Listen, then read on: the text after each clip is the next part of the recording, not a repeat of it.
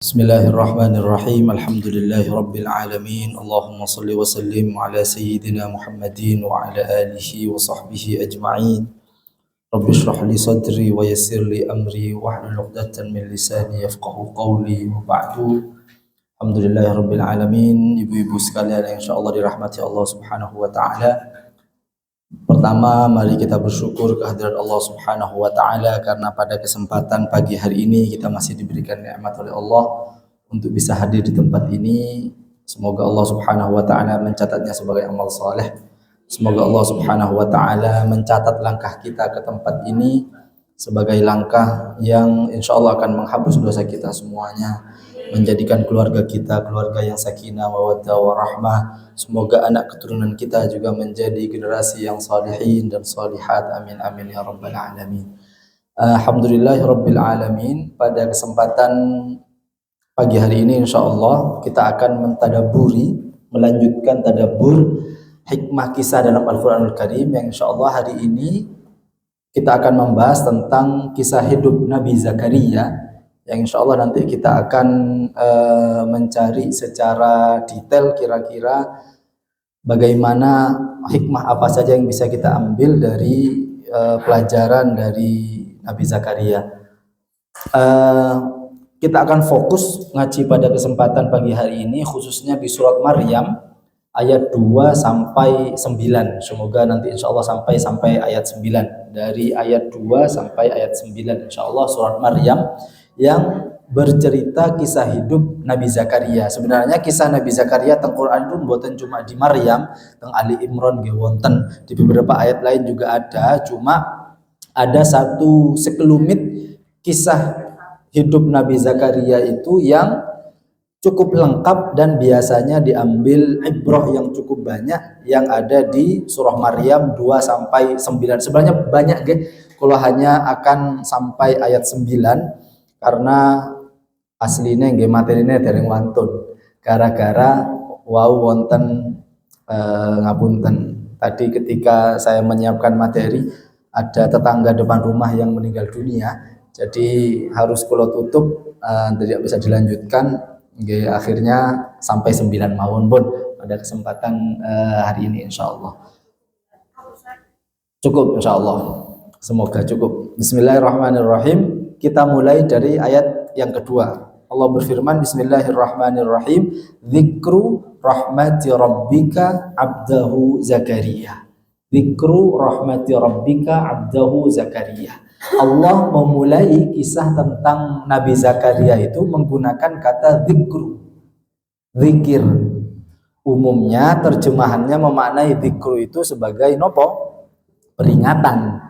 Padahal kalau kita melihat secara bahasa, zikir niku minimal artinya ada dua. Yang pertama zikir niku nopo? Kados kula jenengan, pripun kalau kula jenengan zikir? Selain mengingat Allah niku nanti makna kedua, peringatan, mengingat. Ada lagi ketika zikir, apa yang kita lakukan umumnya kalau kita zikir? Melafalkan, menyebutkan. Jadi sebenarnya ketika Allah memulai dengan zikir, tidak hanya Allah memberikan peringatan kepada kita, karena kalau bahasanya menggunakan zikir, maka dia memiliki dua fungsi. Fungsinya ada dua. Fungsi pertama memang sebagai peringatan. Berarti kalau peringatan berarti keluar nopo ke dalam. Ke dalam. Kalau memberi peringatan berarti peringatan kepada sinten, kepada diri kita sendiri. Oke. Yang kedua, kalau menyebutkan berarti menyebutkan keluar nopo ke dalam. Keluar berarti kisah Nabi Zakaria ini Allah perintahkan dua hal bagi kita. Ini yang penting. Yang pertama, jadikan kisah Nabi Zakaria itu sebagai peringatan bagi kita ke dalam. Bagi kita untuk menjadi pribadi yang ingin meneladani Nabi Zakaria. Kalau kita ingin menjadi pribadi yang ingin mengambil ibrah dari Nabi Zakaria, hujamkan ke dalam. Yang kedua, kalau kita sudah menghujamkan ke dalam, maka kisah Nabi Zakaria itu jangan hanya berhenti di kulon jenengan. Kita juga sama-sama memiliki tugas ngapain? Melafalkan itu kepada orang lain. Sehingga yang mendapatkan peringatan itu bukan cuma diri kita sendiri, tapi yang akan mendapatkan peringatan itu adalah juga orang lain. Sehingga Allah menggunakan zikru Sehingga zikrunya itu fungsinya ada dua tadi. Yang pertama ke dalam sebagai peringatan, yang kedua keluar untuk disebutkan, diceritakan pada orang lain. Sebagaimana hikmah-hikmah yang lain, hikmah kisah yang lain. Selalu Allah memiliki dua fungsi itu. Yang pertama ambil ibrohnya untuk diri sendiri, yang kedua ceritakan juga pada orang lain.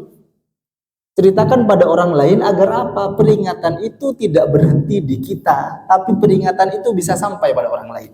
Niku fungsi zikir. Dan ayat ini dimulai dengan zikru. Allah mengingatkan, Allah memberikan penjelasan yang harus juga kita jelaskan. Tentang apa? Tidak langsung tentang Nabi Zakaria. Boten. Allah memulai dengan nopo? Peringatan atau harus sesuatu yang harus disebutkan tentang nopo? Rahmat. Nah, niku menarik. Rahmah niku nopo? Rahmah niku kasih sayang. Rahmat, zikru rahmati rabbik. Allah memberikan kisah, Allah memberikan peringatan tentang apa? Rahmat. Berarti sebelum kita masuk ke Nabi Zakaria, kita harus tahu rahmatnya Allah niku yang nopo. Karena semua hidup Nabi Zakaria, kisahnya itu semua mengandung rahmat. Rahmah niku nopo sebenarnya? Rahmah niku adalah bagian dari nikmat sebenarnya kalau mau kita turunkan. Jadi terbesar yang diberikan Allah pada manusia itu namanya nikmat. Di dalam nikmat ada rahmah. Umumnya kalau rahmah niku selalu Allah kaitkan dengan nopo? Ada rahmah, ada fadl.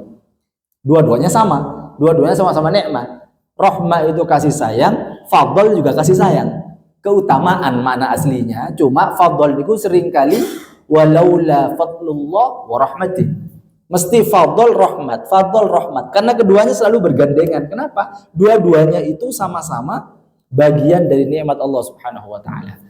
Teng ayat nopo halal bihalal, tapi biasanya mboten niki ayat halal bihalal yang dipakai. Ayat halal bihalal yang umum dipakai niku yang nopo? Ya wal kadhiminal ghaid wal afina 'anil nas. Selalu karena ingin memberikan maaf, kemudian kadhim, menahan amarah agar tidak marah pada orang lain sehingga bisa memaafkan. Padahal ada ayat halal bihalal juga penting untuk dijadikan kajian. Nopo niku? Surat An-Nur, dalam kisah turunannya, kisahnya hadithul ifki, kisahnya fitnah kepada Sayyidah Aisyah.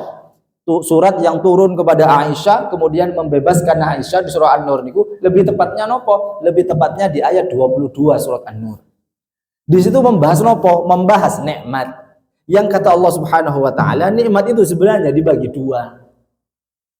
Nopo nikmat yang pertama? Yang pertama fadl, yang kedua sa'ah. Nopo firman Allah, bismillahirrahmanirrahim, wala ya'tali ulul fadli minkum was-sa'ah ayyutu ulil qurba wal masakin wal muhajirin fi sabilillah. Ini tentang nopo nanti? Tentang wal ya'fu wal yasfahu. Juga tentang nopo? Halal bihalal sebenarnya. Padahal Allah memberikan pendahuluan yang sangat indah dalam ayat ini. An-Nur ayat 22 nih. Kenapa? Ini berkaitan dengan rahmat. Gimana caranya agar kita bisa merasakan kasih sayang Allah? Pertama, sadari hidup kita itu selalu punya dua ini. Yang pertama, hidup kita punya fadl. Yang kedua, hidup kita punya sa'ah. Apakah pasti Ustadz kulo niki punya fadl? Apakah pasti Ustadz kulo punya sa'ah? Belum tentu. Karena ada orang yang dikasih fadl tidak dikasih sa'ah, tapi juga kasih sayang Allah, rahmat Allah. Nopo fadl niku? Imam Qurtubi misalnya memaknai fadl itu sebagai nikmat imaterial.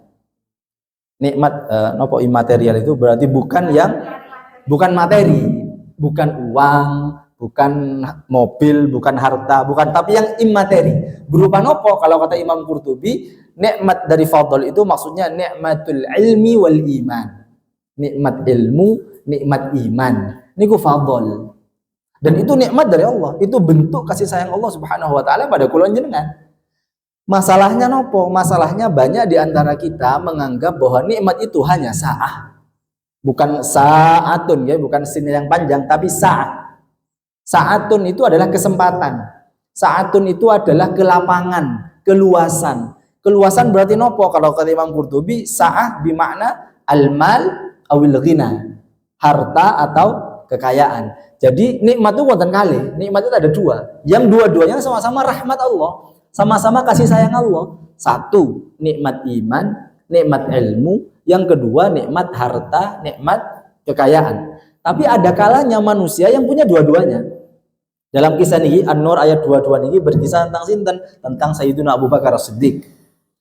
Sayyidina Abu Bakar niku, kalau sempat membahas niki ketika kita membahas hadisul ifki di pertemuan-pertemuan awal, ketika Sayyidah Aisyah putri kesayangannya Abu Bakar itu mendapatkan fitnah yang kita kenal dengan hoax kalau hari ini, hoax niku, apa yang dilakukan oleh orang-orang semuanya ikut memfitnah Aisyah, termasuk salah satunya sinten? Kerabatnya Abu Bakar, Mistah. Mistah niki adalah sinten? Kerabatnya Abu Bakar yang terus menerus dibantu sama Abu Bakar, dibantu terus, semua kebutuhannya dicukupi Abu Bakar. Kok ketika putri kesayangannya mendapatkan fitnah, ternyata Mistah juga ikut menyebarkan fitnah itu. Sakit hati Abu Bakar, ibarat kata kula jenengan misalnya Bu Elok tiap hari misalnya tangga kanan kirinya semuanya dibantu sama Bu Elok tiap hari pinten 1 M. Nah, misalnya kan contoh, kan misalnya kan contoh, maaf. 1 M nopo 1 M.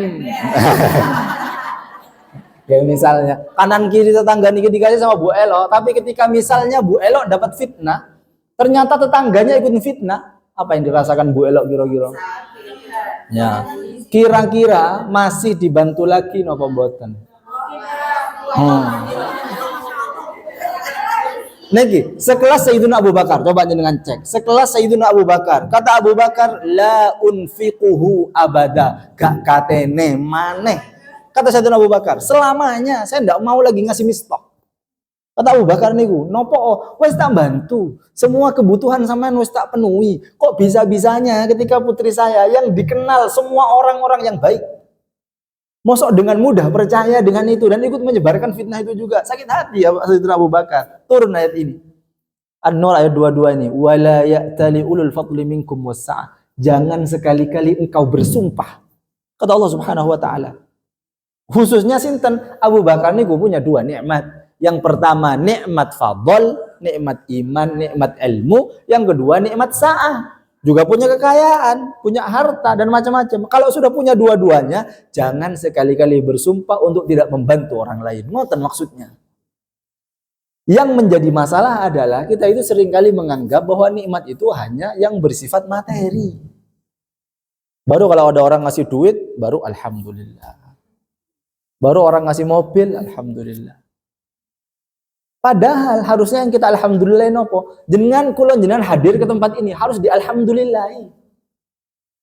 Kalau mau kulon renungkan sedoyo, kulon jenengan renungkan. 1, bukankah banyak orang yang punya harta, punya mobil, punya kendaraan, tapi tidak dipakai untuk pergi ke majelis ilmu?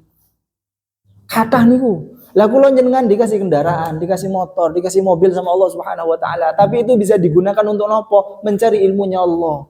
Membaca Al-Quranul Karim, itu nikmat yang harusnya juga kita rasakan. Yang pertama. Yang kedua, salat. Tidak banyak orang yang punya nikmat berupa nikmat materi, punya rumah besar, punya harta yang banyak, tapi adzan tidak pernah peduli dengan adzan. Alhamdulillah kulon jenengan punya rumah yang besar, rumahnya dipakai untuk ngaji. Punya rumah yang baik, tidak pernah lepas dari masjid. Itu yang seharusnya kita syukuri. Kenapa? Itu nikmat dari Allah Subhanahu wa taala. Dan seneng kula jenengan ngoten niku. Harusnya karena tidak semua manusia dikasih dua-duanya sama Allah Subhanahu wa taala. Memang ada seperti Abu Bakar yang dikasih ulul fadl, dikasih sa'ah. Tapi ada manusia yang mungkin sama Allah Subhanahu wa taala cuma dikasih fadl saja. Cuma dikasih iman sama Allah. Urip yo melarat. Tapi apakah dia kemudian tidak bersyukur sama Allah? Jangan lupa. Kita sholat, kita sujud sama Allah, itu juga nikmat yang diberikan sama Allah Subhanahu wa taala pada kula jenengan. Apalagi insya Allah kalau urusan materi gampang orang ingat Allah. Kalau urusan uang gampang bilang terima kasih. Tapi ketika yang fadl nih loh, yang jarang kita sadari.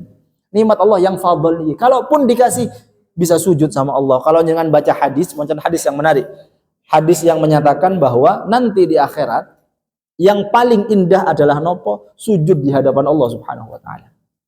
Kenikmatan terbesar niku bukan membawa rumah kita ke akhirat, membawa mobil kita ke akhirat. Mboten, tapi kita menghadap Allah diberi nikmat sujud di hadapan Allah Subhanahu wa taala. Itu jauh lebih kaya dari apapun. Coba kalau jenengan bayangkan. Nah, kita di sini sujud niku seolah-olah menjadi sesuatu yang kurang nikmat kita rasakan. Kenapa? Karena kita tidak menyadari kados ngeten. Kalau kula jenengan niku misalnya diundang sinten lah, Pak Prabowo misalnya. Wah, jangan Pak Prabowo lah. Yang lebih sinten? Pak Wali Kota. Maksud kula yang lebih jauh, maksudnya yang lebih istimewa. Misalnya jenengan diundang oleh kerajaan Arab Saudi. Misalnya. Nah, baru amin. Wau kalau sebut Pak Prabowo kok wonten-wonten sing amin gitu. Misalnya diundang kerajaan Arab Saudi. Untuk apa? Haji undangan dari kerajaan Arab Saudi menghadap langsung Raja Salman misalnya. Bisa bercakap-cakap langsung dengan Raja Salman. Waduh, insya Allah jenengan siapkan sesuatu yang terbaik. Kerudung jenengan siapkan yang misalnya kenopo lah kerudung yang jenengan ikut-ikut lipat-lipat dan opo misalnya, atau jenengan siapkan yang terbaik. Kenapa ini? Saya ingin menghadap Raja Salman atau raja kerajaan Arab Saudi. Coba kita bandingkan nanti di akhirat ini yang akan kita hadapi Allah Subhanahu wa taala. Bahkan tidak perlu ke akhirat, ketika kita sholat kita ngadep Allah Subhanahu wa taala, jauh lebih keren daripada semua raja yang ada di dunia ini. Maka sebenarnya sujud kita niku luar biasa sebenarnya. Kalau kita diberikan nikmat sujud aja sama Allah Subhanahu wa taala, mboten kurang-kurang nikmat kita di dunia ini. Mboten kurang. Nggih, masih yo motor ya gak ganti-ganti, masih yo HP ya gak ganti-ganti, masih yo mobil rumah ya gak ganti-ganti. Saged sujud dengan apa yang kita miliki, nikmat yang sangat besar di sisi Allah Subhanahu wa taala. Itu nikmat nopo? Niku kasih sayang Allah, niku rahmat Allah, niku fadlnya Allah Subhanahu wa taala. Kalaupun ngoten biasanya, kalau orang sudah mudah untuk memberikan merasakan nikmatnya Allah niki, hidup niku jadi enteng. Nopo hidup kula jenengan niki kok rada abot? Nopo? Oke, boten usah langsung kakean dosa, nggih sedaya sami dosanya banyak. Cuma nopo? Kurang syukur sebenarnya.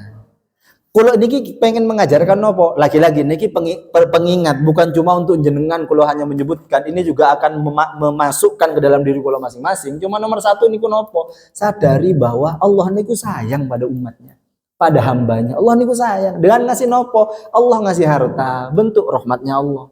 Allah ngasih kesempatan untuk sujud, bentuk rahmatnya Allah Subhanahu wa taala. Sehingga kalau kita syukurin itu, enteng hidup kita. Enteng jadinya Allah, alhamdulillah. Niki lah fungsinya ngaji. Kalau ngaji ngeten niki kan terasa jadi plong, jadi oh iya ya sakjane. Ayem nggih mboten semerap, kalaupun pulang nggih mboten semerap kula niku pun urusan kiambak-kiambak. Tapi maksud kula niku fungsinya ngaji. Kenapa? Kata Ibnu Katsir, "Inna fil qalbi la wahsyah." Hati niku punya satu lubang. Yang lubang itu tidak bisa diisi illal unsu billah, kecuali ingat Allah. Percaya sama kula, kalau jenengan punya duit sak pirang-pirang, sak berapa triliun mawon, jenengan punya uang seberapa banyaknya, tapi jenengan jarang sujud sama Allah, mesti wonten yang kurang ini. Kenapa? Karena hati niku kata Ibnu Katsir, punya lubang yang tidak bisa diisi kecuali ingat Allah. Bukankah banyak orang kaya tapi merasa kering hidupnya? Coba jenengan cek sekeliling kita. Mesti banyak orang yang punya duit, tapi kok uripe mboten tenang. Nopo? Karena ada lubang yang belum terisi dengan Allah Subhanahu wa taala. Maka sebenarnya bagi kula jenengan yang pun punya iman cukup, masih ndak punya duit. Sakjane nggih, sakjane walaupun nggih butuh duit, memang uang itu tetap butuh. Cuma maksudnya kalau mau kita renungi secara lebih mendalam, sebenarnya walaupun ndak punya duit, kita tenang karena punya Allah Subhanahu wa taala.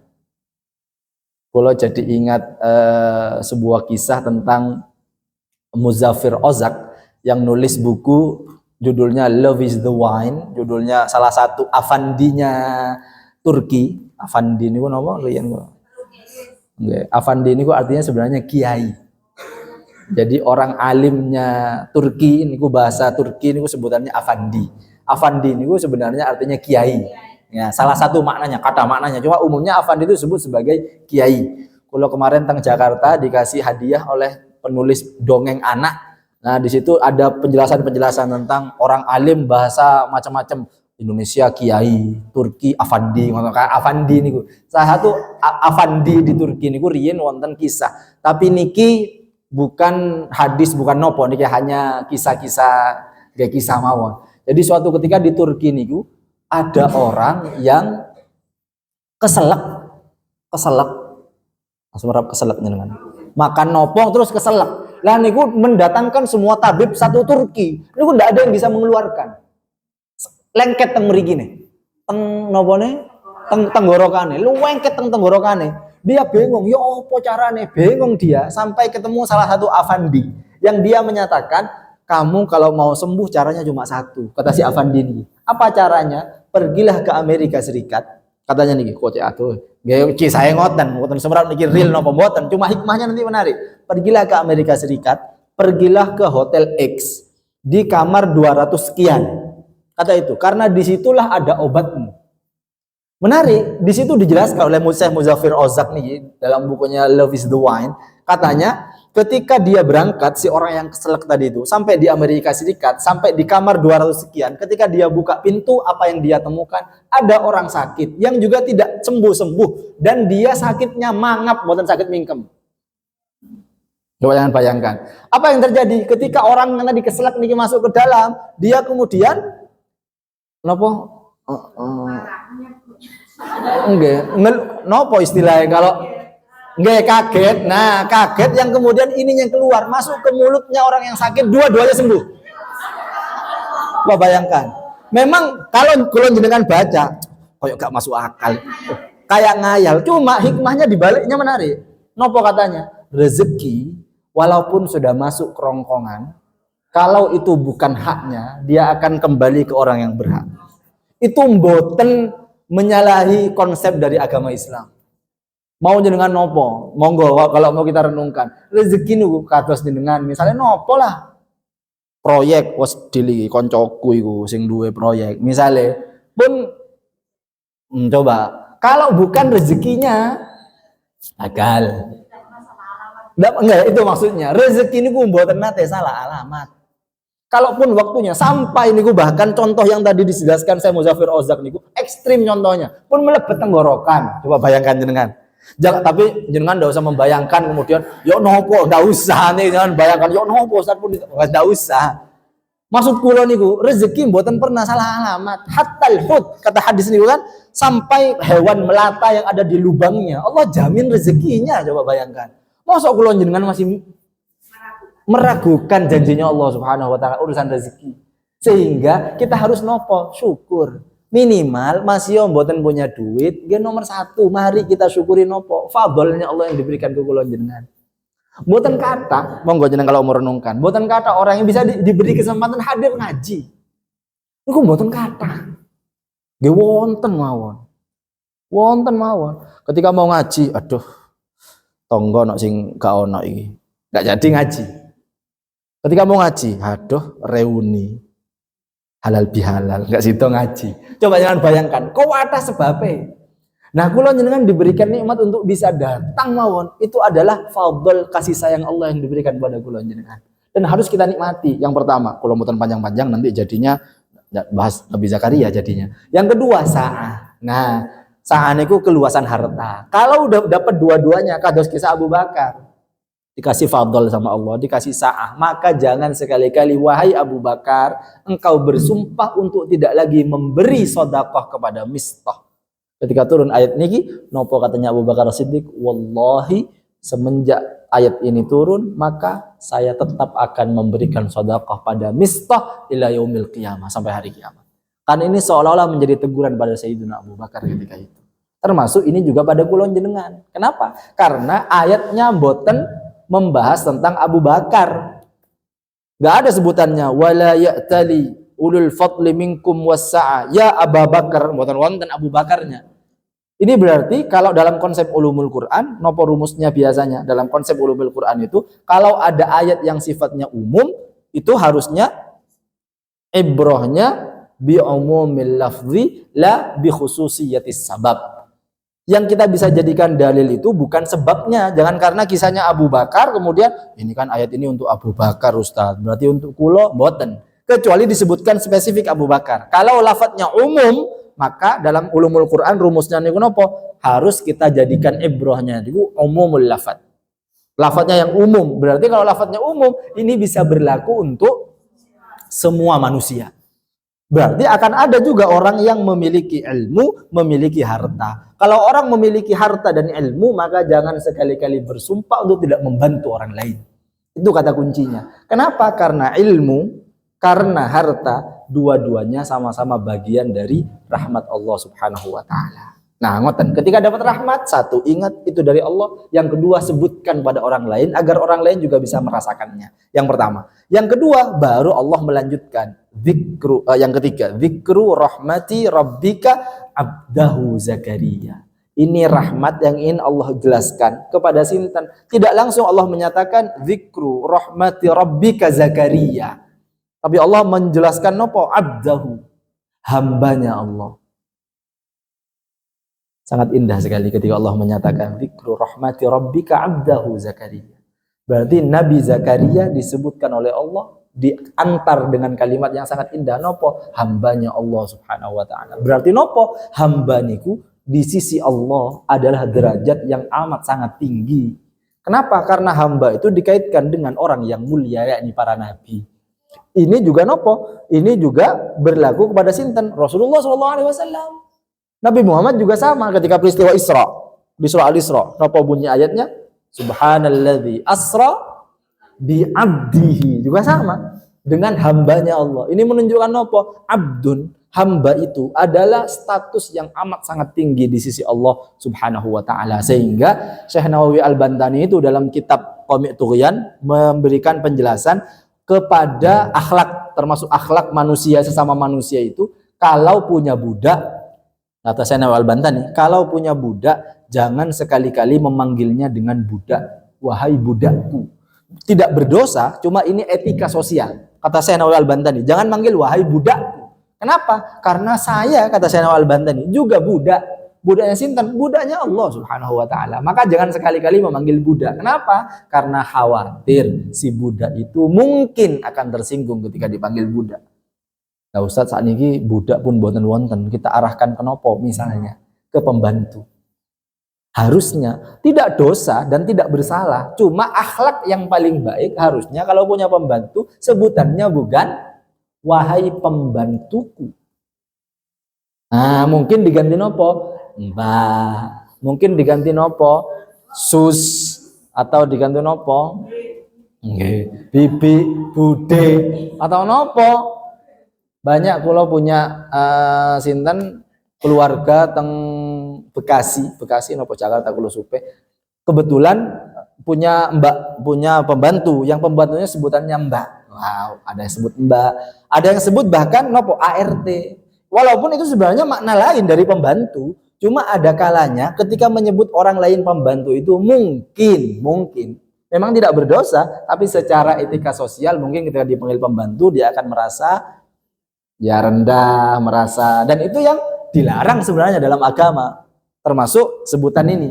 Kata Syekh Nawawi Al-Bantani, menyebut budak sebagai budak itu sebenarnya sebaiknya dihindari untuk menjaga perasaannya, walaupun hakikatnya ya budak. Ngoten maksudnya, karena kita semua adalah budak-budaknya Allah Subhanahu wa taala. Abdahu Zakaria. Kita mulai ayat ketiga. Baru kisah Nabi Zakaria yang nopo sesuai dengan flyer yang dikirimkan niku, yang di-share niku, kisahnya ada seorang laki-laki yang sedang nopo berdoa, karena ini kisahnya tentang ketika Nabi Zakaria berdoa kepada Allah Subhanahu wa taala. Tapi doanya nopo? Doanya menarik. Doanya niku idnada rabbahu nidaan khafiyah. Idnada, ingatlah ketika nopo nada. Nada niku kalau Syekh nopo Imam Suyuti memberi makna nada itu ay da'a, berdoa. Nada itu artinya berdoa. Padahal nada itu sebenarnya bukan berdoa. Kalau secara arti bahasanya, nada itu apa? Memanggil. Nada itu memanggil. Berarti kalau memanggil, kira-kira nopo ciri-ciri orang memanggil? Memanggil niku pelan nopo keras? Keras, mboten wonten ceritanya. Nah, nggak kedengeran. Berarti nada itu suatu panggilan yang keras. Berarti kalau ini dimaknai doa, maka ketika menggunakan kata nada seharusnya berdoa dengan keras harusnya. Karena nada. Kemudian Allah memberikan kata-kata yang menarik. Id nada, ketika berdoa kepada sinten rabbahu nidaan khafiyya, dengan doa yang khafiyya. Khafiyya niku mboten kedengeran. Khafiyya niku lirih. Khafiyya itu dengan tawadhu. Khafiyya itu harusnya niki dua-duanya napa bertolak belakang. Satu, memanggil keras napa mboten? Keras. Tapi kalau khafiyya lirih, berarti dengan doa keras tapi lemah lembut. Nah, ya napa terus niki kok? Ya napa maksudnya? Lah Nabi Zakaria itu doanya nida. Berarti kalau nida keras, tapi khafiyya, tapi yo lirih. Tapi yang mboten keras. Lah pripun maksudnya keras tapi mboten keras? Disitulah indahnya Al-Qur'anul Karim. Kata para ulama, seharusnya kalau Allah ingin menjelaskan bahwa doanya Nabi Zakaria adalah doa yang khafi, Allah harusnya menggunakan idda'a rabbahu da'watan khafiyatan. Harusnya ngoten. Berarti doa. Sehingga di ayat lain menyatakan doa niku harusnya nopo? Doa itu afdolnya nopo? Keras nopo pelan? Pelan. Doa itu idealnya memang pelan. Karena doa itu beda dengan nada. Kalau nada itu berdoa dengan keras. Kalau da'a itu berdoa dengan pelan.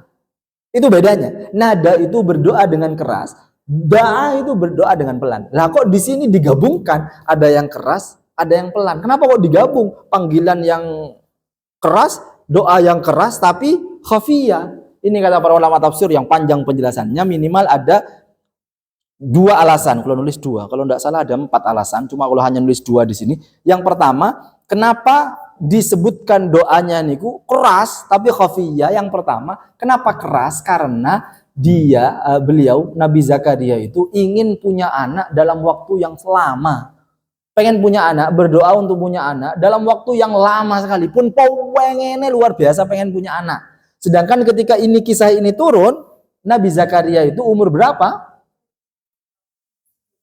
Banyak penjelasannya. Kalau dari Ibnu Katsir, kalau bacanya ada 95, 97, ada juga 77. Paling muda 77, paling muda. 95, 97, ada juga yang bilang 100 lebih. Berarti pun sepuh. Nopo ciri-cirinya? Nanti ada ciri-ciri sepuhnya, nanti akan ada di sini. Beruban dan semacamnya.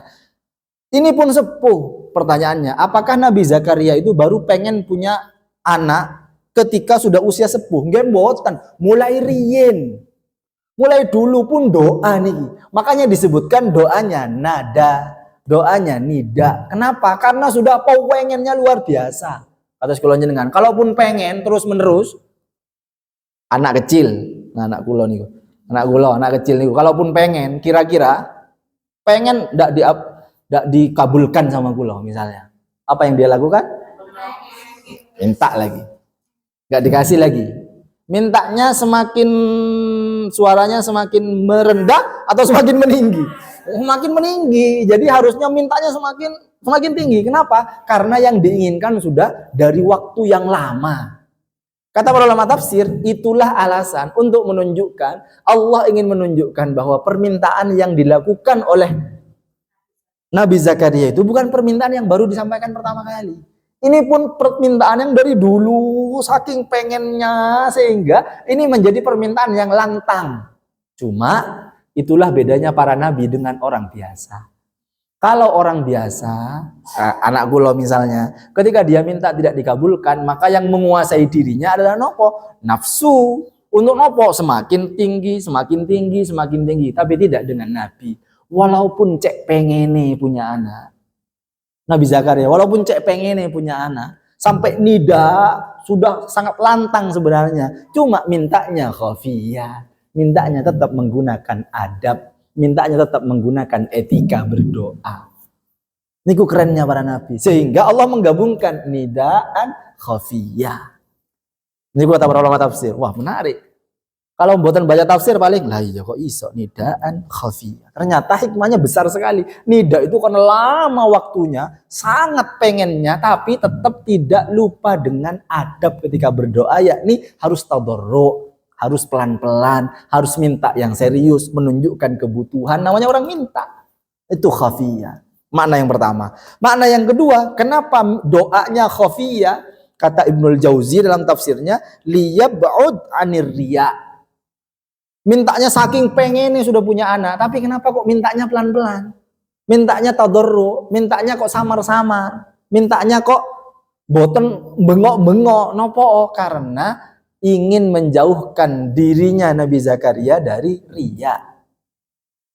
Takut dilihat nopo, was orang yang dekat sama Tuhan. Takut ngoten.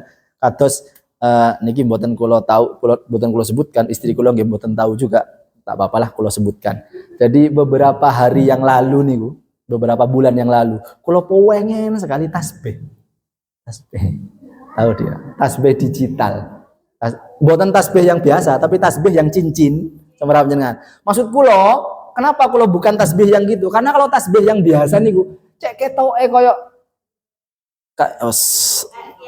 kayak kiai. Kalau enggak kan kayak maksud kula niku kula ingin sampai koyo enek cincin niku gak seberapa kelihatan. Maksud kula ngoten, kalau yang cincin niku koyo gak seberapa kelihatan. Jadi kula mulai sama cincin-cincin niku. Tapi ketika dipikir-pikir lagi, nopo yang dipikir? Mas yo cincin kan sik ketok ae nek sakjane. Mau kalau maju mundur kata istri, gak apa-apa, wong mau buat pikir aja.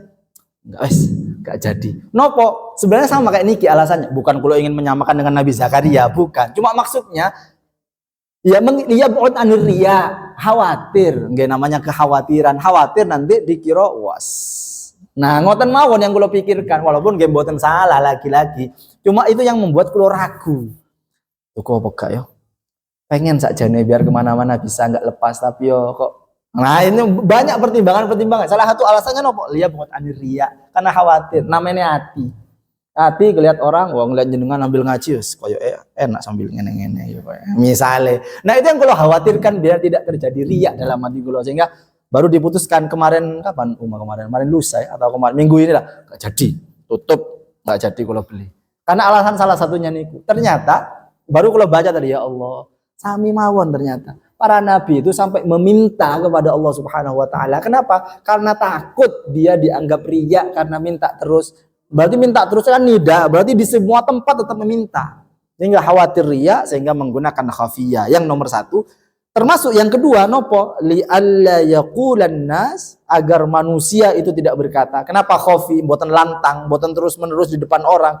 Agar orang lain itu tidak berkata, unduru ila hadha syekh yas'alil walad anil kibar.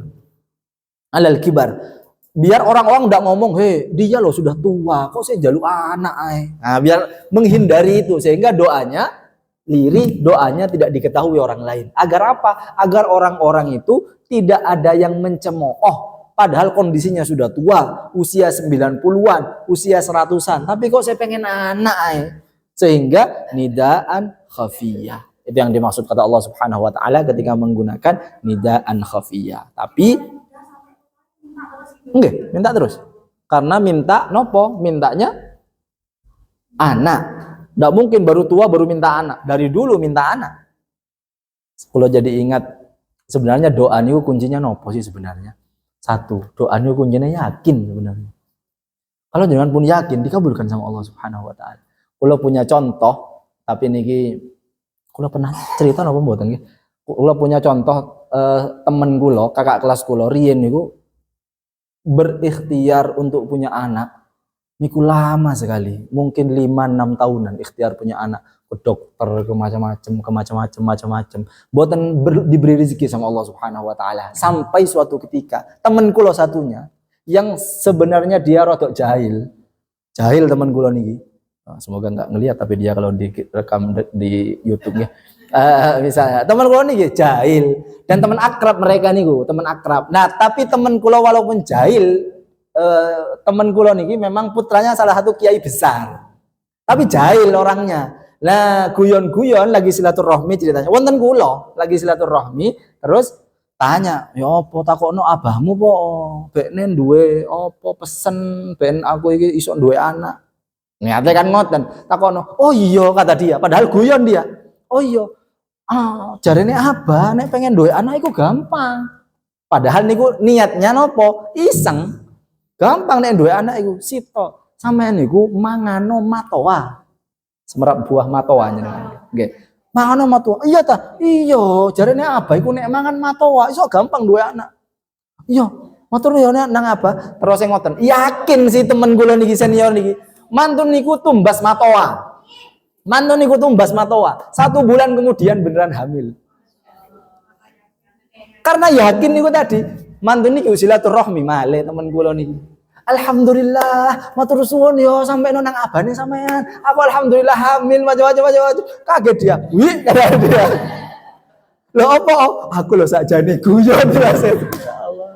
Gara-gara rencang kula nggih rada usil niku wau. Tapi nopo? Ternyata yakin dia minta sama Allah Subhanahu wa taala walaupun niku bersamaan dengan takdirnya Allah Subhanahu wa taala. Nggih pun dalane pun ngoten. Cuma memang doa niku berkaitan dengan seberapa yakin kita. Kalau kula ya Allah duwe tapi koyo gak kira entuk iki nggih gak dapat jenengan.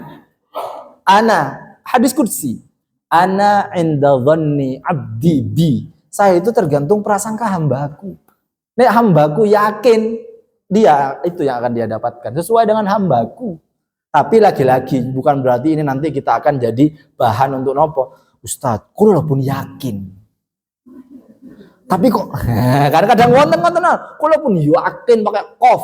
Yakin, kula pun yakin. Tapi kok mboten dikabulkan sama Allah. Nanti wonten rumus kedua. Nopo rumus kedua? Urusan diijabah atau tidak urusannya Allah Subhanahu wa taala. Kita tidak bisa mengintervensi. Niku pun hak prerogatifnya Allah Subhanahu wa taala. Nopo karena yang tahu hidup kita kula njenengan. Yang tahu hidup kita Allah yang ngatur.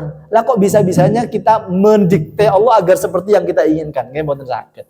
Maka itu etika berdoa nomor 1 nopo? Kita harus meminta dengan serius dengan cara nopo? Khafiyah, doa yang lirih.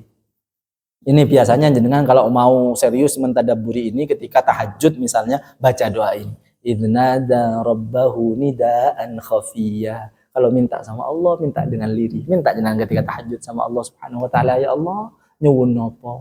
Ya Allah, nyuwun kepentingan dunia atau akhirat. Mintanya yang lirih, menunjukkan kebutuhan kepada Allah Subhanahu wa taala. Kalau lanjutkan. Qala, napa permintaan berikutnya? Kata Nabi Zakaria, Rabbi, bunyi doanya, inni wahanal azmu minni.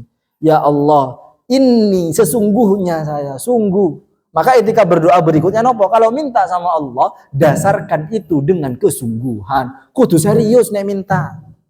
Contoh dari Nabi Zakaria. Nabi Zakaria itu ngasih contoh. Kalau mau berdoa, mulailah dengan kesungguhan. Jangan sampai, karena wonten orang berdoa niku mboten sungguh-sungguh. Mboten serius kata. Rabbana atina fid dunya hasanah wa fil akhirati hasanah. Ada orang berdoa niku yang cuma sekedar nopo formalitas ya Allah nopo lah Allahumma fil lana wa liwalidayna wa rabbayani shaghira. Padahal minta niku harus berdasarkan nopo kata Allah Subhanahu wa taala kesungguhan. Kados kula kalau minta niku lho, kalau butuh tenanan ya aku butuh duit. Nah, kata ngoten niku, mintanya juga begitu harus berdasarkan kesungguhan. Nabi Zakaria mulai dengan nopo? Ini sungguh. Sungguh nopo? Wahanal azmu minni. Wahanan itu maksudnya nopo? Sudah lemah. Sungguh saya ini ya Allah menunjukkan nopo? Kelemahan. Berarti etika doa yang kedua selain sungguh-sungguh, etika doa yang kedua niku menunjukkan bahwa manusia itu hakikatnya lemah, tidak bisa mewujudkan keinginannya, nggak bisa. Yang bisa mewujudkan kebutuhan dan keinginan manusia hanya Allah. Maka tunjukkan kelemahan ya Allah. Estu kula mboten saged Gusti. Hanya gitu caranya. Doa mboten harus bahasa Arab, mboten napa-napa. Jenengan doa pakai bahasa Inggris nggih mboten napa-napa. Please. Nah, sisanya nggih mboten napa-napa. Please, oh my God. Nah, mboten napa-napa. Mboten napa-napa, jangan pakai bahasa Jawa Gusti, estu Gusti. Mboten napa-napa. Jenengan minta sama Allah. Asalkan napa? 1, tunjukkan kesungguhan. Kalau jenengan benar-benar butuh. Kedua, tunjukkan kelemahan. Gusti, kula mboten mampu Gusti, cuma jenengan Gusti. Kados napa? Kados Nabi Zakaria. Ini sungguh wahanal azmu. Lemah sudah tulang belulangku ini. Al-azmu itu 1 tulang. Seharusnya kalau orang pun sepuh, ngapunten, bukan jenengan, orang sepuh Jakarta. Okay. Misalnya, kalau orang pun sepuh yang sakit niku 1 tulang, nopo tulang kata. Harusnya banyak, nggih tulang niki, nggih pengapuran, genopo macam-macam kan ngoten biasanya. Tapi dalam hal ini Nabi Zakaria hanya menyatakan yang lemah satu tulang. Oh berarti Nabi Zakaria itu Ustadz walaupun sudah sepuh tapi sehat. Boten. Ini menunjukkan walaupun satu tulang yang disebutkan, satu tulang itu menjadi pengganti sakjane sak awake kabeh wis lemah. Itu maksudnya. Sehingga kalau kata Ibnu Jauzi itu menyatakan anna diganti quwwata idhamih. Kekuatan dari tulang belulang yang semuanya itu sebenarnya sudah dahabat, sudah wahana, sudah lemah, sudah menurun, sudah hilang. Kenapa? Likibarih, karena sudah sepuh. Ya Allah kata satu, menunjukkan kesungguhan ini sesungguhnya saya. Wahanal azmu, sudah lemah Gusti. Semua tulang belulangku sudah lemah. Tidak hanya itu, wasta'ala ra'su syaiba. Dan kepalaku, wah coba bayangkan. Kepalaku itu sudah ista'ala. Ista'ala itu menyebar. Sama dengan intasyara, artinya ista'ala itu menyebar. Sudah menyebar nopo? Syaiban. Uban. Kalau tanya, uban itu tempatnya di mana? Rambut. Tapi lagi-lagi harusnya, kata ulama tafsir nih, kalau baca tafsir nih, harusnya karena uban itu di rambut, harusnya tersebar di rambutku. Wasta'ala as-sa'ru syaiba. Harusnya rambut. Tapi kenapa menggunakan kepala? Karena kata para ulama tafsir ini menunjukkan yang beruban bukan cuma rambutnya, tapi semua rambut yang ada di kepalanya. Misalnya jenggotnya, misalnya kumisnya, semua rambut yang ada di kepala. Untuk menunjukkan apa? Niki Nabi Zakaria sudah sangat sepuh. Tidak hanya rambutnya, ada kalanya rambutnya tok yang putih, tapi ininya berarti masih buatan terlalu sepuh. Kalaupun semuanya putih, berarti niki pun sepuh. Sesepuh-sepuhnya. Nah, sampai menunjukkan apa? Wasta'ala ra'su syaiba. Tapi kalau jangan tanya, apakah Nabi Zakaria doanya dari dulu atau sekarang? Ini jawabannya. Walam akun bidu'aika rabbi syaqiyya. Tapi saya untuk meminta kepada jenengan Gusti, walaupun pun sepuh kados ngeten niki, tidak pernah saya syaqiyya. Napa syaqiyyan niku? Syaqiyyan niku lawan dari sa'idah. Lawan dari bahagia. Syaqiyyan itu sebenarnya artinya lawan dari bahagia, kayak sedih, kecewa dan semacamnya itu. Tapi untuk urusan minta kepada jenengan Gusti, walaupun saya sudah lemah tulang belulang saya, walaupun sudah memutih rambut-rambut saya yang ada di kepala, tapi untuk urusan doa kepada jenengan, saya dari dulu tidak pernah kecewa hingga hari ini. Berarti maksudnya nopo? Tetap terus menerus meminta kepada Allah Subhanahu wa taala walaupun belum dikabulkan oleh Allah. Maka etika ketiga kalau berdoa, jangan berhenti walaupun belum dikabulkan oleh Allah Subhanahu wa taala. Jadi etikanya wonten 3. Nomor 1 etika berdoa ala Nabi Zakaria adalah harus menunjukkan kesungguhan karena menggunakan ini. Yang kedua harus menunjukkan nopo? Kelemahan.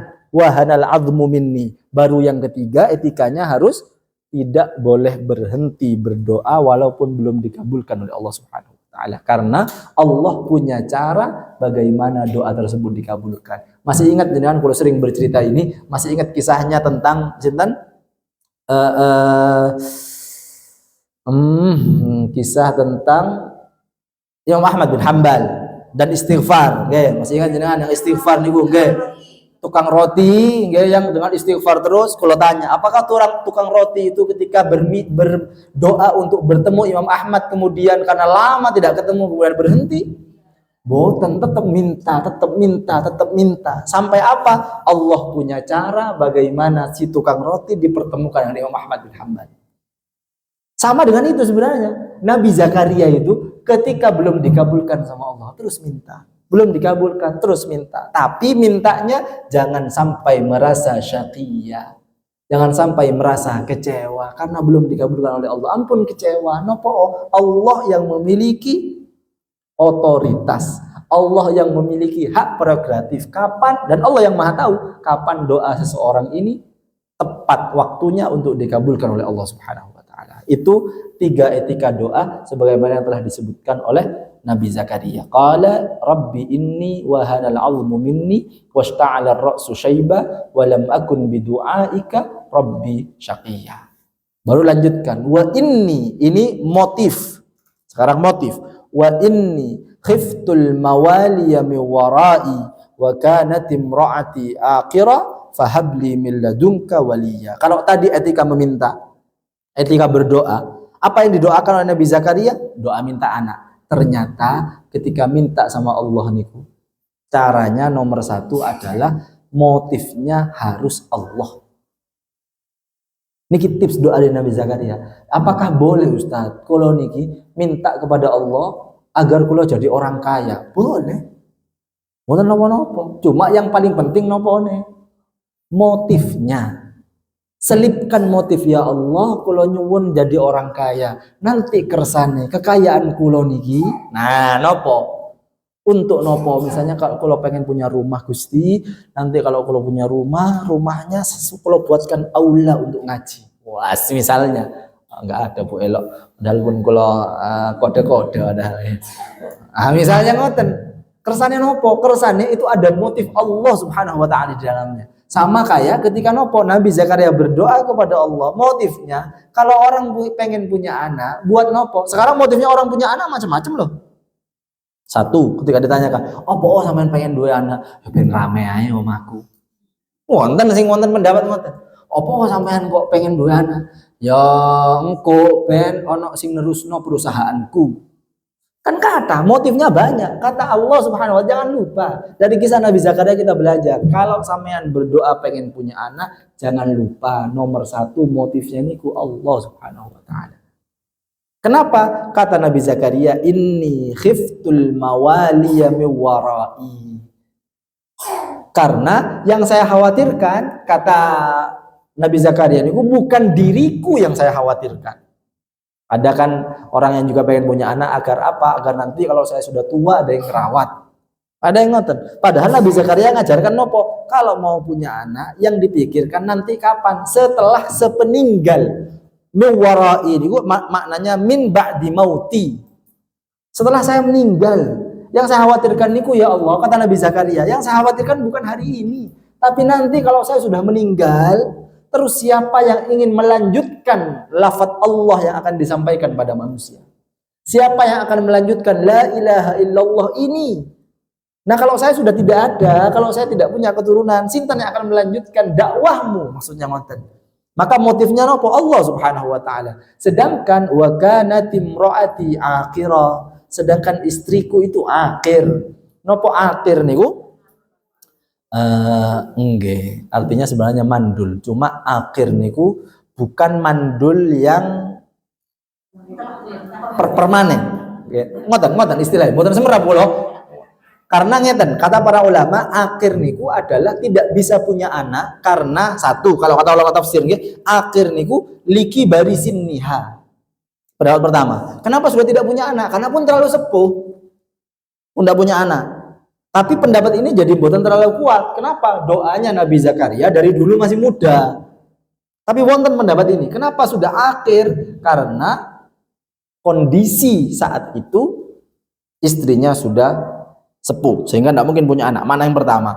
Yang kedua, akhir niku adalah tidak punya anak, tapi ada tapinya. Tidak bisa punya anak, tapi masih ada kemungkinan walaupun 0,000001%. Jadi akhir itu makanya bahasa jenengan tadi bukan yang permanen.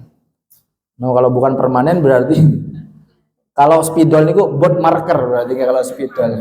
Apa? Masih ada kesempatan, ngoten maksudnya. Wonten pendapat ulama yang menyatakan demikian. Kenapa? Karena di Quran wonten malih, tapi kula supe boten kula catat napa aqim napa teng Quran ada juga yang artinya mandul. Tapi kalau yang mandul kedua niku salah satu istri Nabi kula supe. Wonten satu istri Nabi di kisah lain ada juga yang bukan akhir tapi aqim. Kalau kula boten salah nanti coba kula cek ulang. Niku yang baru yang itu udah bisa punya anak. Tapi kalau akhir itu masih ada kemungkinan walaupun sepersekian persen, walaupun amat sangat sedikit masih ada kemungkinan. Sehingga disitulah karena sudah sepuh dan kemudian akhir, tapi kata Nabi Zakaria, fahabli min ladunka waliya, maka saya nyuwun wahaba, anugerah. Kenapa mintanya anugerah? Karena Allah mintanya, Nabi Zakaria mintanya bukan sesuatu yang biasa-biasa saja. Mintanya anugerah. Kenapa? Istimewa niki. Yang pertama, kondisi pun sepuh. Yang kedua, istrinya akir. Yang ketiga, dia sudah meminta amat sangat lama. Maka yang saya minta nopo? Yang saya minta adalah wahaba, anugerah. Karena ini bukan sesuatu yang spesial, buat sesuatu yang biasa-biasa, tapi ini sesuatu yang amat sangat spesial. Karena yang spesial, maka yang diminta nopo? Min ladungka, dari sisimu. Kalau sering bahas nih, dalam konsep Al-Quran mesti wonten dua. Ada sesuatu di sisi Allah yang spesial, ada sesuatu di sisi Allah yang ada sesuatu yang spesial, ada sesuatu yang biasa-biasa saja di sisi Allah. Kalau yang di sisi Allah yang biasa-biasa saja, biasanya menggunakan apa? Min indina. Biasanya. Tapi kalau yang spesial di sisi Allah, biasanya menggunakan apa? Min ladunna. Atau min ladunka dalam sisi ini. Kenapa? Nabi Zakaria minta sesuatu yang spesial. Yang ini sebenarnya kula pun mboten saged Gusti, kecuali kekuasaanmu, kecuali rezekimu, kecuali di luar usaha manusia. Seperti ketika meminta keluarga yang qurratu a'yun niku, Rabbana hablana min azwajina wa dzurriyyatina qurrat a'yun waj'alna lil muttaqina imam. Niku wonten mil ladungka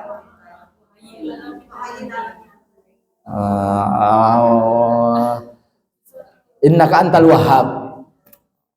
Nggih niku kayak, tapi ayat-ayat berikutnya kayaknya kok lupa gue loh. Ya, yang innaka antal wahhab. Yang la tuzigh qulubana ba'da idh hadaitana wa hab lana min ladunka rahmah. Ketika kita minta la tuzigh qulubana, kenapa kita minta sakjane Gusti? Aslinya Gusti, kula niki mboten saged ngontrol diri kula.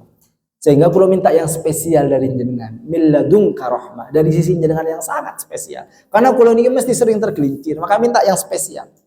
Sama dengan ini, Nabi Zakaria juga minta yang spesial. Kenapa? Kondisinya sudah sepuh, istrinya sudah sepuh, plus akhir, dan sudah minta dari waktu yang sangat lama. Maka kecuali ada kekuasaanmu Gusti, tidak mungkin kalau punya anak.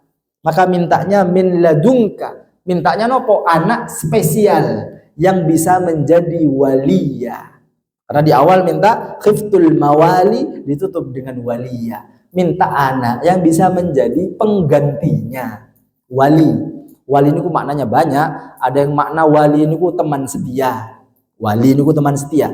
Yang kedua, wali ini ku khalifah, pengganti. Maka yang diminta adalah tidak hanya pengganti yang meneruskan dakwahnya Nabi Zakaria, tapi yang kedua yang juga bisa menemani dakwahnya Nabi Zakaria nanti. Yang diminta oleh Nabi Zakaria adalah anak yang bisa menjadi wali, anak yang bisa meneruskan perjuangan dakwahnya. Yang dilanjutkan, yarithuni wa yarithu min ali Yaqub waj'alhu rabbi radiyya. Doa yang sangat indah sekali.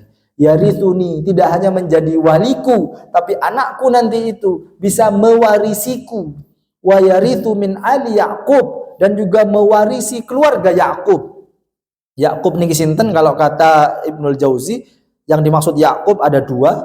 Yang pertama, beneran Nabi Yaqub, ayahnya Nabi Yusuf, atau Yakub yang kedua adalah Yakub bin Mathan. Yakub bin Mathan ini adalah saudaranya Imran. Imran itu adalah sinten? Imran adalah bapaknya, ayahnya Maryam. Ya, masih berkisah dengan Sayyidah Maryam. Kenapa? Maryam bintu Imran, kan gitu. Sayyidah Maryam adalah putrinya Imran. Nah, Yakub yang dimaksud di sini adalah Yakub sinten? Yakub saudaranya Imran. Nanti berkaitan dengan nopo? Berarti ini berkaitan dengan kisah yang menyatakan bahwa Nabi Zakaria adalah keluarga dari Maryam. Kan ngoten. Nanti ada mihrabnya Nabi Zakaria, nanti akan ditempati oleh Sayyidah Maryam. Menunjukkan nopo? Karena Nabi Zakaria itu sebenarnya masih keluarga dari Sayyidah Maryam. Itu pendapat pertama. Walaupun pendapat kedua menyatakan bahwa Yakub yang dimaksud adalah Nabi Yakub, ayahnya Nabi Yusuf.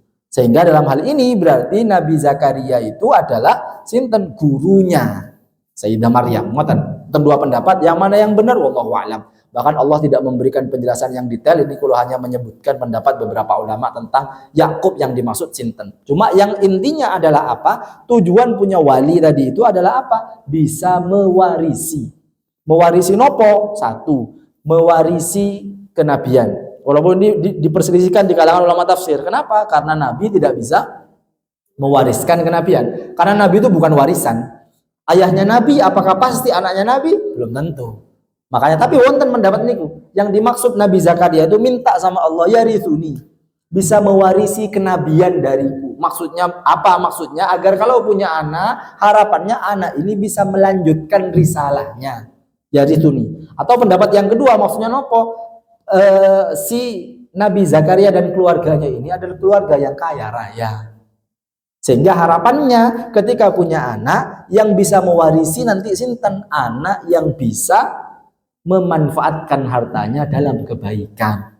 Ngoten yang dimaksud yarithuni wa yarithu min ali Yaqub. Doa yang paling indah baru menyatakan waj'alhu rabbi radiyah. Nah, ini indah sekali, dan jadikan dia anakku yang saya doakan ini rabbi, wahai Tuhanku, radiyah, diridhoi. Kata para ulama, diridhoi ini dua maknanya. Yang pertama, diridhoi oleh Allah Subhanahu wa taala. Jadikan nanti kalau saya punya anak, saya pengen anak ya Gusti yang rabbi radiyah, yang diridhoi oleh Engkau. Saya pengen anak yang disenangi oleh Engkau. Ridho ini makna lainnya senang. Saya pengen anak yang juga disenangi oleh Rasulnya Engkau. Saya juga punya anak yang disenangi oleh seluruh orang baik. Disenangi, diridhoi. Yang kedua, makna ridho yang kedua, saya pengen punya anak yang dia ridho kepadamu, ridho kepada Tuhanmu, senang punya Allah, senang punya Rasulullah, senang punya orang lain. Jadi ini doa yang sangat indah kalau jenengan punya anak. Ini doa yang sangat indah. Waj'alhu rabbi radiyah. Ya Allah, jadikan anak saya itu yang pertama, dia ridho kepada Allah Subhanahu wa taala, senang punya Tuhan Allah, senang punya Nabi Muhammad, senang punya Nabi, seluruh Nabi yang diutus oleh Allah Subhanahu wa taala, senang pada agama, ridho. Yang pertama. Mana keduanya, engkau juga ridho kepadanya ya Allah. Rasulullah juga ridho kepadanya. Orang-orang para nabi yang lain ridho kepadanya. Sehingga kalaupun ridho, nopo hasilnya? Yang bisa masuk surganya Allah hanya orang yang diridhoi oleh Allah. Ya ayyatuhan nafsul mutmainnah irji'i ila rabbiki radiyah mardiyah. Hanya yang diridhoi dan juga yang ridho kepada Allah yang akan masuk surganya Allah Subhanahu wa taala. Betapa menyenangkannya kalau kita punya anak yang diridhoi oleh Allah dan ridho pada Allah Subhanahu wa taala. Makanya anak kecil biasanya diminta terus-menerus baca nopo? Sebelum belajar, sebelum masuk sekolah. Karena kuncinya ini ku ridho. Raditu billahi rabba wa bil islamin. Saya ridho punya Tuhan seperti Allah. Saya ridho punya agama Islam. Saya ridho. Kenapa? Ridho ini ku puncak kebahagiaan. Maka dilatih dari Allah. Kulo ridho punya Tuhan jenengan. Kulo ridho. Ngoten. Ini yang dimaksud waj'alhu rabbi radiyah. Ketika sudah doa dengan lengkap, menunjukkan banyak etika, baru Allah mengabulkan. Ini indah sekali kata Allah ketika mengabulkan. Kata Allah Subhanahu wa taala ketika mengabulkan, ya Zakaria, wahai Zakaria, inna nubashiruka bi ghulamin ismuhu Yahya. Wahai Zakaria, inna, sungguh kami kata Allah, nubashiruka, memberi kabar gembira. Ini teguran bagi kula jenengan. Napa teguran bagi kula jenengan? Anak niku adalah kabar gembira. Mungkin kalau ini turunnya lama, tidak di zaman modern, mungkin ya nggak ada Ustaz ceritanya orang niku punya anak nggak senang, nggak ada. Rien, saniki kathah orang boten seneng punya anak. Nggih napa boten? Bahkan wonten gerakan namanya napa? Child free, nggak punya anak. Kenapa? Karena bagi dia anak itu merepotkan, anak itu bikin ruwet, anak itu macam-macam. Allah memberikan petunjuk yang sangat indah di Quran. Napa? Nubashiruka bi ghulam. Kalau jenengan punya anak, itu adalah kabar gembira yang harusnya kita syukuri. Yang sering fenomenanya nopo, anak pertama biasanya seneng. Kan ngoten rumusnya nggih. Anak pertama karena ditunggu-tunggu, tapi biasanya anak kedua. Anak kedua niku kata satu mungkin biasa, ada yang kedua nopo nggak seneng. Sakjane aku siji ae, agak sengaja.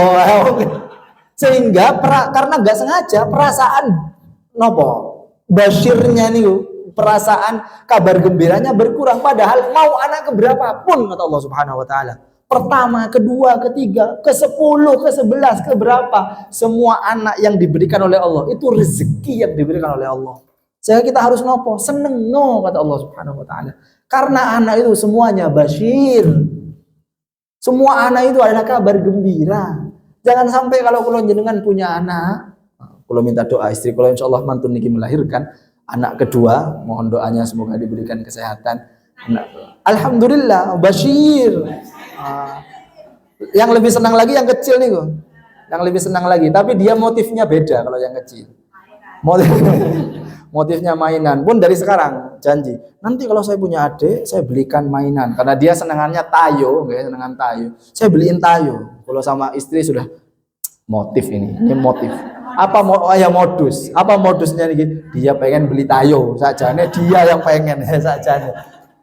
Yang paling seneng dia, karena pun ngerancang mulai sekarang. Saya beli tayo ini buat adik katanya, padahal ya kula pun suudzon gitu. Oh ada. Kula senengane buatan tayo, kalau kula senengane bis. Seneng yang besar. Tapi maksudnya niku napa? Semua anak niku basyir, kita harus bahagia. Semua anak keberapapun kita harus bahagia. Karena itu adalah nopo? Kita diberikan rezeki sama Allah Subhanahu wa taala. Gak usah ke diri kita, orang lain. Betapa banyak orang yang berusaha untuk punya anak. Betapa banyak orang yang berusaha sampai ikhtiar ABCD untuk punya anak. Kok kita diberikan kemudahan oleh Allah? Itu rezeki yang diberikan oleh Allah Subhanahu wa taala. Syukuri. Inna nubasyiruka bi ghulamin ismuhu Yahya. Bahkan ini indah. Nama Yahya itu diberikan oleh Allah Subhanahu wa taala langsung. Saya senang ini. Saya niku senang. Kalau Rian kalau masih ingat ngaji dengan Ustadz Yahya yang Surabaya, kalau masih ingat ketika beliau menjelaskan turun kepada Nabi Zakaria perintah Allah dengan menyatakan inna nubasyiruka bi ghulamin ismuhu Yahya. Mana Rian nih kalau masih ingat. Nang pundi kula supaya teng Surabaya wonten ngeten nih. Was Yahya. Wes. Enggak ada Imran, Rais, enggak ada di sini, enggak ada. Yahya. Bahkan Allah menyatakan apa? Lam naj'al lahu min qablu samia. Yang Yahya niki belum pernah ada sebelumnya seperti Yahya. Apa maksudnya? Kata para ulama wonten 3 pendapat. Pendapat pertama, lam yusamma Yahya qablah.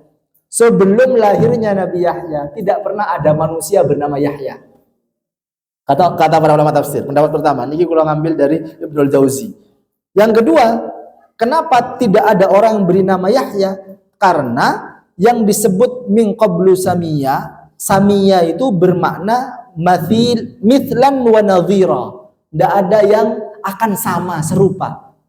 Kalau mboten lupa teng madrasah Ramadan kalau nyebutkan kufu niku, kufu niku sekufu maknanya itu wonten 3. Yang pertama syabih niku yang keserupaannya 80%. Kemudian yang kedua adalah mithil itu 50-50, 50-50. Dan yang ketiga ada nadhir. Nadhir itu sedikit keserupaannya. Nah, makna samiyah niku kata Ibnu Jauzi mithlan wa nadhiran. Nanti sebelumnya tidak ada yang sama kayak Yahya ini. Tidak hanya namanya, tapi pribadinya nggak akan ada yang sama. Dari dulu belum ada yang kayak Yahya ini. Baik 50-50, mithlan wa nadhira ataupun sedikit yang sifatnya seperti Yahya sebelumnya nggak ada.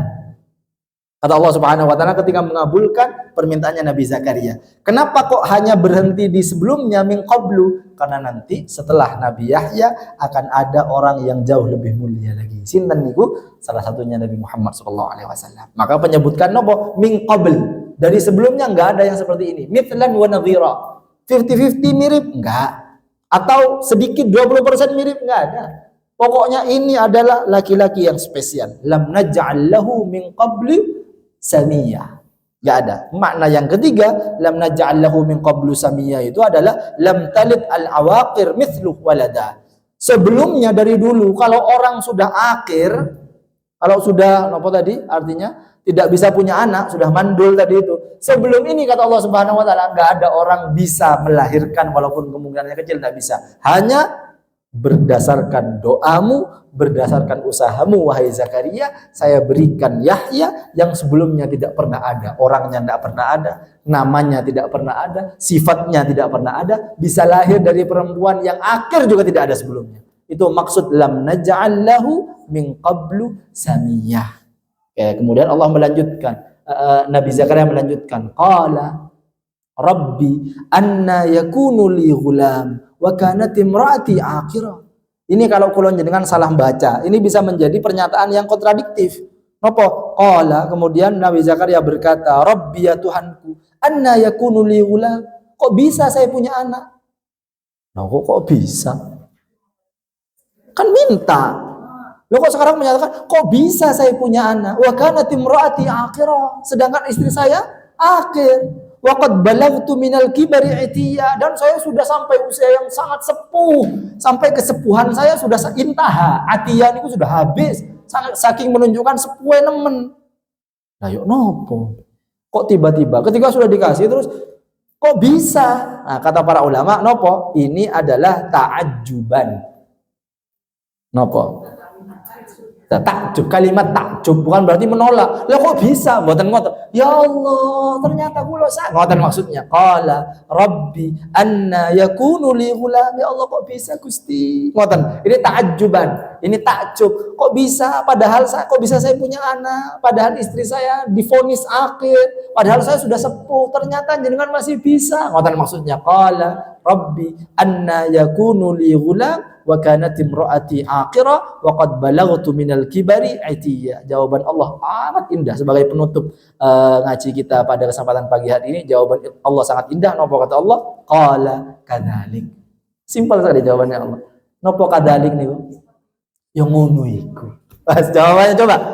Sesimpel itu jawabannya Allah. Ketika Nabi Zakaria, ya Allah kok sakit kula Gusti, padahal istri kula ngeten, padahal kula ngeten, kok jenengan tasih sakit. Jawabannya Allah, qala kadzalik. Yang ngono iku Allah. Coba bayangkan. Ini menunjukkan apa? Allah melanjutkan, qala rabbuka huwa alayya hayyin. Bagi Allah urusan itu hayyin. Urusan kayak gitu niku adalah urusan yang gampang. Hayyin niku bukan sahal. Hayyin niku jauh lebih mudah lagi. Hayyin niku menunjukkan bagi Allah sangat mudah. Coba hayyin. Karena Allah menyatakan kadzalik. Ya wis ngono iku. Bagi Allah hayyin. Gampang sekali bagi Allah Subhanahu wa taala. Semua keadaan di muka bumi ini bagi Allah gampang. Jaluk nopo jenengan? Duwe saem bagi Allah gampang. Bagi kula nggak sulit.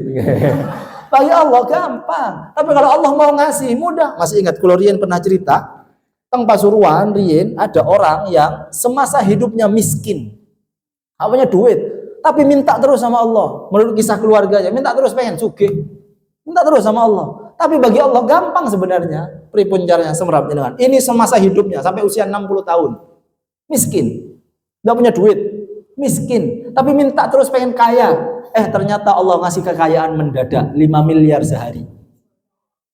Ternyata tanahnya kena jalan tol teng Pasuruan. Cuma ketika dapat duit besoknya meninggal. Enggak tuh. Kaget.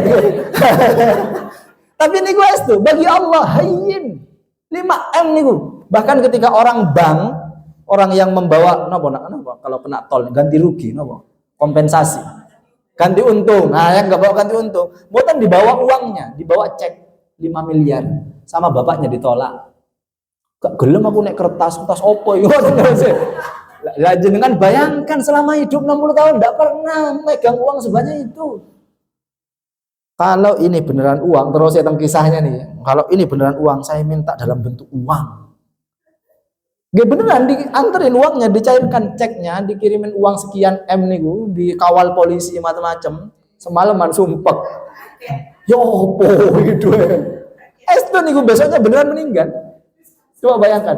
Bagi Allah gampang. Bagi Allah gampang. Cuma kita nggak tahu karena doa adalah hak prerogatif Allah, kapan Allah kabulkan. Maka minta sama Allah Subhanahu wa taala. Cuma jangan lupa game motifnya. Makanya doa yang lengkap. Ya Allah suge. Lanjutkan. Jangan kata suau, suge, nggak dikasih 5M terus meninggal, ya nggak enak. Ya Allah, Gusti suge, bisa menikmati, bisa sodako. Yang lengkap detail sama Allah, mintanya sama Allah Subhanahu Wa Taala. Buatan nopo-nopo. Haji umroh berkali-kali, ngajak ustadznya. Ini masukkan, mosok yang ngajari, jangan masukkan ke doanya. Harusnya masuk juga ke doanya. Kita tutup dengan hikmahnya. Nah, sekedar kurang satu kalimat. Waqad khalaqtuka min qabl. Kenapa kok bagi Allah niku hayyin? Sampeyan yang biyen tak ciptakno dari nol kata Allah Subhanahu wa taala. Waqad khalaqtuka min qabl wa lam taku syai'a, dan sampeyan enggak ada apa-apa sebelumnya. Nol. Kados kula jenengan riyen kan nol. Bukan apa-apa. Allah menciptakan kun fayakun, bagi Allah hayyin. Itu menunjukkan Allah menyatakan untuk mengabulkan doa hamba Allah gampang bagi Allah Subhanahu wa taala. Maka dari Nabi Zakaria kita belajar, ampun berhenti berdoa. Walaupun kita doa dari dulu belum pernah dikabulkan sama Allah, Allah mungkin akan menyiapkan waktu yang paling tepat untuk kita dikabulkan doanya oleh Allah. Maka jangan berhenti. Maka sebagai penutup, hikmah kisah Nabi Zakaria ini minimal kalau mencatat ada 6. Yang pertama, berdoa seharusnya menunjukkan kesungguhan, kebutuhan, dan harapan. Harus sungguh-sungguh, karena memulai dengan ini harus sungguh-sungguh menunjukkan kebutuhan. Berarti menunjukkan kebutuhan niku nopo? Menunjukkan kebutuhan berarti menandakan kita lemah, selain Allah tidak bisa mengabulkan permintaan kita. Baru yang terakhir, berharaplah dikabulkan oleh Allah. Harus berharap dikabulkan oleh Allah, harus yakin. Yang pertama. Yang kedua, kalau jenengan minta sama Allah perkara urusan dunia, sudah minta terus tapi belum dikabulkan oleh Allah, jangan blayer. Blayer niku jangan nida yang keras. Maksudnya jangan, ya Allah, masa jenengan boten semerap kula kan. Nah, jangan blayer itu. Tetap harus punya nopo? Khofiyah. Ngegas. Nah, jangan ngegas. Maksudnya nopo? Jangan ngegas niku. Tetap mintanya menggunakan etika atau adab. Tetap lirih, tetap minta, menunjukkan keseriusan. Baru yang ketiga, kita harus menyatakan bahwa manusia tidak mampu. Itu paling penting. Kita merasa kalau di awal tadi menunjukkan kebutuhan, kalau sini yang ketiga ini menunjukkan ketidakmampuan. Baru yang keempat, kalau belum dikabulkan, jangan pernah merasa kecewa, syaqiyah. Jangan sampai syaqiyah. Kita harus sa'idah terus. Mungkin Allah punya waktu yang tepat untuk mengabulkan doa kita. Yang kelima, diberi kesempatan berdoa saja itu adalah nikmat dari Allah, fadlnya Allah. Jadi walaupun belum dikabulkan sama Allah, berdoa mawon niku harus kita syukuri. Kenapa? Karena kalau kita masih berdoa, itu tanda bahwa kita punya iman pada Allah. Kalau kita masih mintanya sama Allah, bukan minta sama patung, bukan minta sama yang lain, maka itu adalah iman yang menjadi tanda dalam diri kita. Berarti yang terakhir, kalau kita percaya kita punya iman, kalau kita diberikan nikmat berdoa, yakinlah itu adalah bukti penghambaan pada Allah Subhanahu wa taala. Jadi doa adalah bukti penghambaan, sehingga tidak seperti manusia. Kalau manusia dimintain terus, manusia akan bosan ngasih, tapi tidak dengan Allah. Kalau Allah dimintai terus, itu menjadi tanda bahwa dia sedang berusaha dan belajar menjadi hamba Allah yang baik. Wallahu a'lam bissawab. Semoga wonten manfaat yang bisa kita ambil dari kisah Nabi Zakaria. Semoga Allah Subhanahu wa taala menganugerahi kita nikmat, rahmat, fadl dan sa'ah yang kesemuanya itu akan semakin menunjukkan kita ke jalan yang terbaik menuju surganya Allah Subhanahu wa taala. Demikian dapat kula sampaikan. Semoga Allah memberikan kita kesempatan yang sama lagi untuk kembali mengaji, mendekati Al-Qur'anul Karim. Dan yang paling terakhir, ulama itu, ada ulama salaf yang menyatakan bahwa setelah Ramadan, para ulama salaf terbiasa selama 6 bulan berdoa agar dikabulkan oleh Allah semua amal ibadah selama Ramadan. Jadi doa taqabbalallahu minna wa minkum siyamana wa siyamakum itu terus harus dimintakan doa kepada Allah sampai 6 bulan ke depan. Baru ya bukan hanya Syawal mawon, 6 bulan berikutnya. Baru setelah 6 bulan berikutnya itu baru mulai nopo mulai berdoa agar disampaikan lagi bulan Ramadan. Jadi ulama salaf membagi dua, 6 bulan untuk meminta dikabulkan yang kemarin selama puasa, kemudian 6 bulan berikutnya minta agar disampaikan lagi ke bulan Ramadan. Itu yang istiqomah. Maka semoga Allah nerima puasa kita kemarin, ibadah kita, sedekah kita, dan semua kebaikan-kebaikan kita, dan kita terus diberikan istiqomah untuk tetap dekat kepada Allah Subhanahu wa taala. Pangapunten kalau ada kata-kata yang kurang berkenan. Hadanallahu wa iyyakum ila shiratal mustaqim. Ihdinas shiratal mustaqim. Assalamualaikum warahmatullahi wabarakatuh.